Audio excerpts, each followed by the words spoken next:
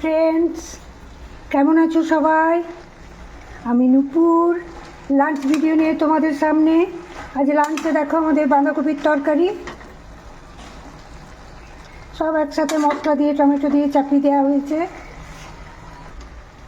ভাতটা ফুটছে, আলু সিদ্ধ দেওয়া আছে, ভাতটা হয়ে এসছে, নামিয়ে দেওয়া হবে একটু পরে।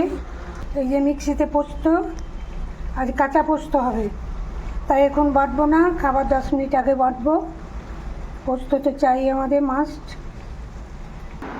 আর হবে বেগুন ভাজা, করলা ভাজা, ওটা পাড়েই নামানো আছে, খাবার 10-15 মিনিট আগে ভাজা হবে।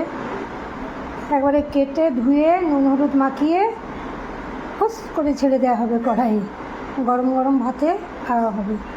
ভাজা ঠান্ডা হয়ে গেলে ভালো লাগে না।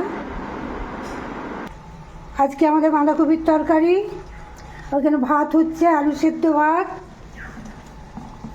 এই মিক্সিতে পোস্ত, কাঁচা পোস্ত হবে বলে কোনো বাটা হয়নি, আর আলু বেগুন ভাজা আর করলা ভাজা, ব্যাস। দই থাকবে বলে ডাল হয়নি। সবাইকে অনেক ভালোবাসা, অনেক শুভেচ্ছা। নেক্সট ভিডিও আবার দেখা হবে। অনেক ভালোবাসা দিয়েই রাখলাম। ভিডিও কেমন লাগে